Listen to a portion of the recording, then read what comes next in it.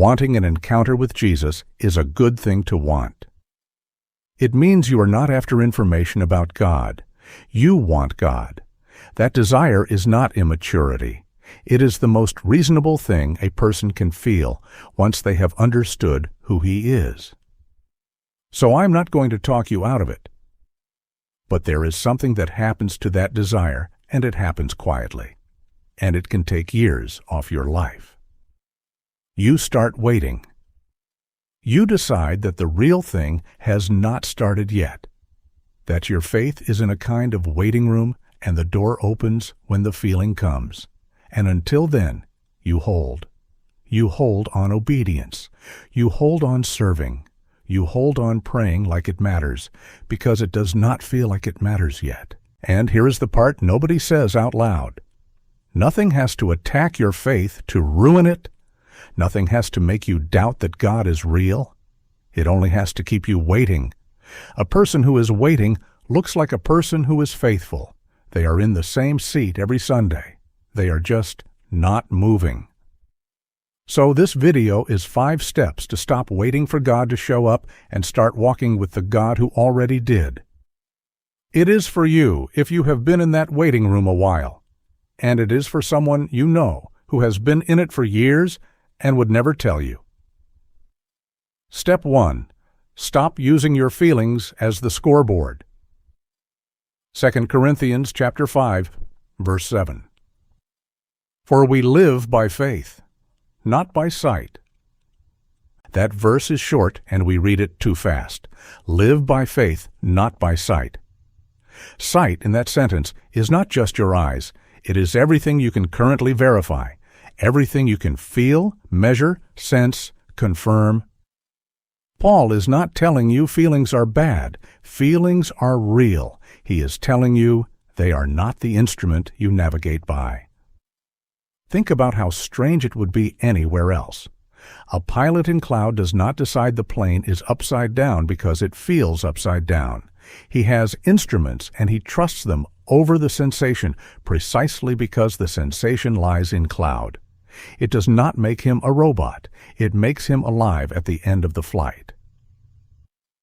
You are allowed to feel nothing and still be exactly where you should be. So here is what to do this week. Take one thing you know is true about God and do not currently feel. Write it on something physical of a receipt. Put it where you will see it in the morning. Not a slogan, a fact. He knows me. He's not angry with me. He's with me today. One line in your handwriting, somewhere your eyes land before your phone does. Step 2. Take him at the promise he actually made. Matthew chapter 28, verse 20. This is Jesus, and it is the last thing he says in that gospel. And surely I am with you always, to the very end of the age. Read what he promised, because it is not what most people are waiting for. He did not promise you would feel him always. He did not promise a moment. He promised presence, always, to the very end of the age. That is either true right now, in this room, at this level of feeling, or it is not true at all. It does not switch on when your heart rate goes up. And notice when he says it. He says it to people who are, in the verse just before, described as doubting. Some of them are worshiping him, and some of them are doubting him, standing on the same hill at the same time, looking at the risen Jesus. And he does not sort them out first. He commissions all of them, and then promises to be with all of them. If the resurrection did not settle everyone's feelings on the spot, your quiet Tuesday is not evidence of anything. So this week, say it out loud before you say anything else.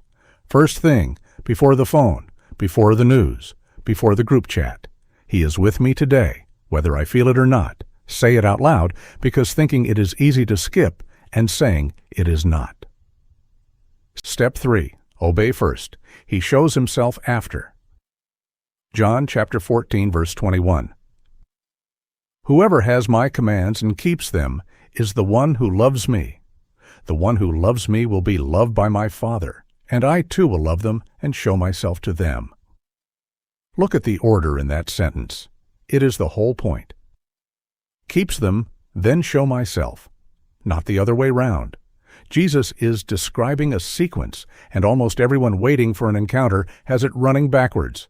We want the showing first, and then we will have the strength to obey.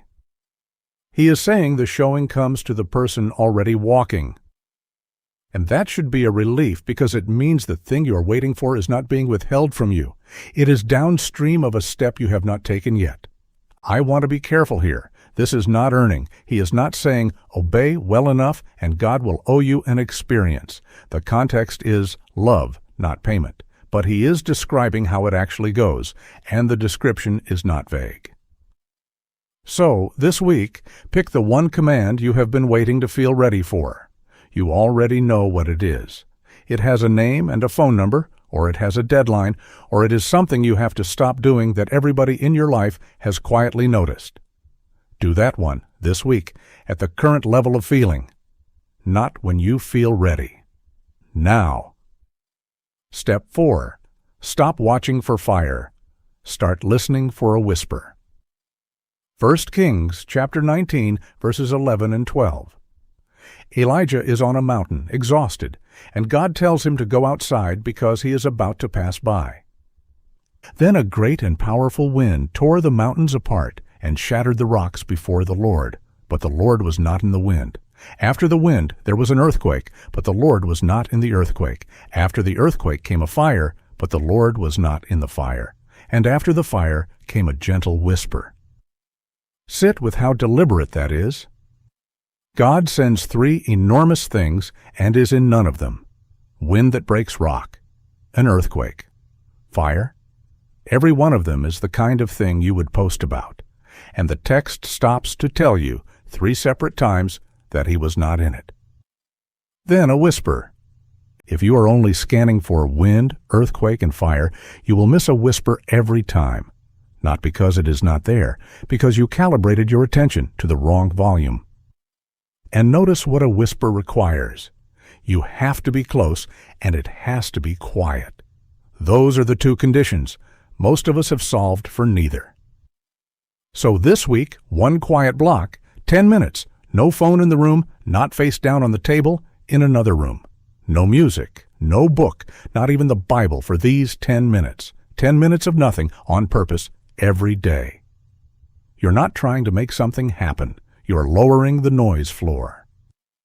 Step 5. He shows up on the road, not at the summit. Luke chapter 24. 2 people are walking to a village called Emmaus on the Sunday Jesus rose, and he joins them, and they do not recognize him. They walk for hours.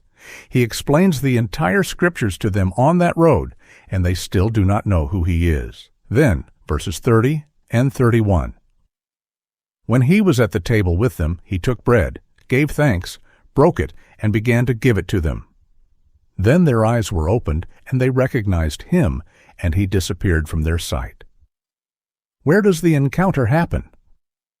Not on a mountain, not in a service, at a table, over dinner, at the end of an ordinary walk, in the middle of a normal meal with somebody they knew. And they had already been with him for hours without knowing it.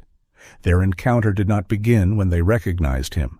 It began miles earlier, on a road, when they thought they were alone and disappointed. That is worth holding on to, because it means the season you are calling empty may not be empty. It may be the road, you just have not got to the table yet.